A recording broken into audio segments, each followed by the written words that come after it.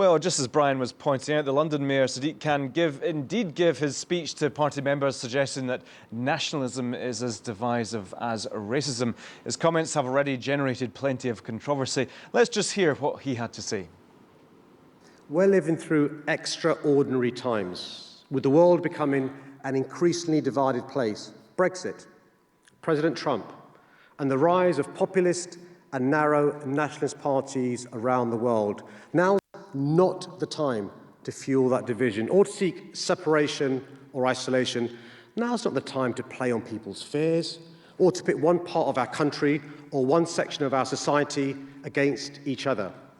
In that respect, there's no difference between those who try to divide us on the basis of whether we're English or Scottish and those who try to divide us on the basis of our background, race, or religion.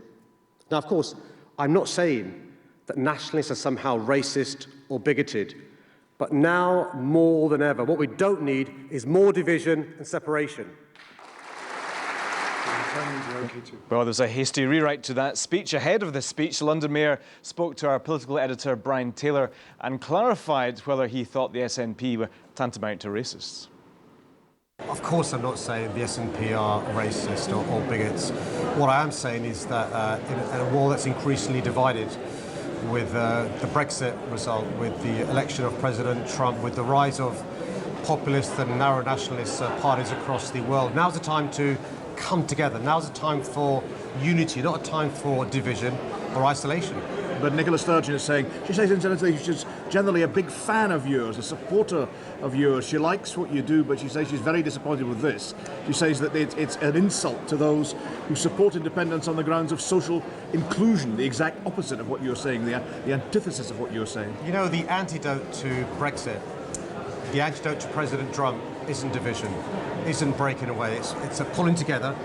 It's being united, and it's recognising the fact that we can achieve far more together than we can apart. I'm really proud of the very special relationship between London and Scotland, and I'll be talking about that today. The fact that we're far more in common. I see the benefits culturally, economically, and socially by us being a united kingdom. What's clear to me is I see the rise of populist and narrow nationalist parties across the world, as I see the results of Brexit and President Trump, that hope does overcome. Are you saying the SNP are, division. Are you saying the SNP are part of that narrow nationalist spectrum that you're deriding there? What I'm saying is now more than ever, we should come together. Now more than ever. Are you saying the SNP are narrow nationalists? What I'm clear about is that in the current context of Brexit, Trump, and the rise of populist nationalist parties across the world, I think we should pull together. But don't you understand why these sort of remarks infuriate people in Scotland, particularly in the SNP? Nicola Sturgeon, again, to quote, says it's sheer desperation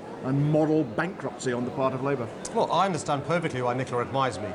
What I think she needs to recognise is that post-Brexit, post-Trump, at a time when there is a rise of narrow nationalist and populist parties across the world, we've got to come together. Yeah, you've said that before. We've got to pull together. Are you saying the SNP we can achieve far more together than separate? You've said that, but are you saying the SNP are part of that trend? Because they would say they are absolutely the antithesis of Donald Trump. I'm a proud Londoner.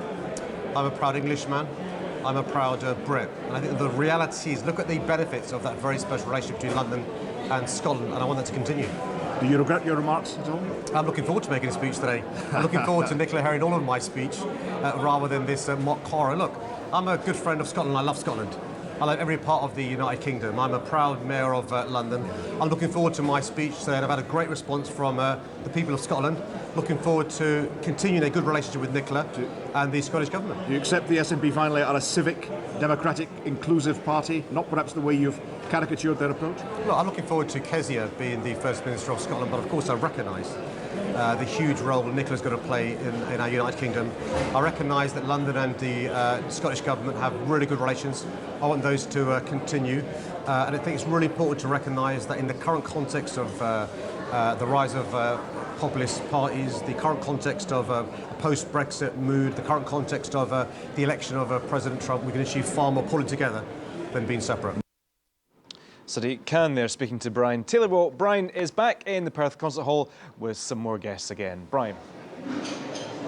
Yeah, Andrew, thanks very much indeed. 3 guests joining me to talk about sundry matters arising today. Let's talk about that those Sadiq Khan remarks. They caused a Stushi Arami, to say the least, online. What did you make of them? And he did qualify them when he actually delivered them. Well, I think he actually was very clear that he wasn't calling nationalists racist. What he was actually pointing out was that there can be divisions within communities, within society.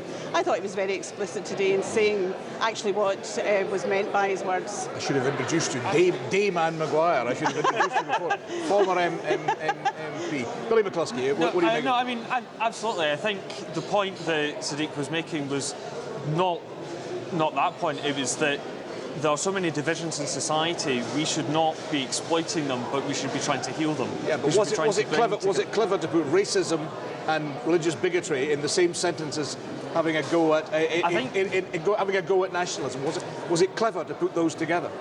I think they do come from the same strain of exploiting divisions within society to different extents and different you're kinds then of making divisions. the accusation again. You're saying you're not not making the accusation no? at all. Okay. No, we're saying that society, we have had such a divided country over the last few years. It's time for us to come together, work together, to peel over these differences between yes and no, remain and leave, and to work together. Francis, what did you make of it? I thought it was a really positive, really inclusive speech, and I came out of it feeling very positive and very included. So I really enjoyed it. Maybe if you were a member of the SNP or a supporter of nationalism, you wouldn't feel quite so positive or included about it. I don't know. He made the case for inclusion for everybody, from everywhere, and to bring power back to everybody. I don't think it was excluding anyone, including SNP voters. I felt like it was trying to get everybody. Nicola Sturgeon begs to differ, but let's move on.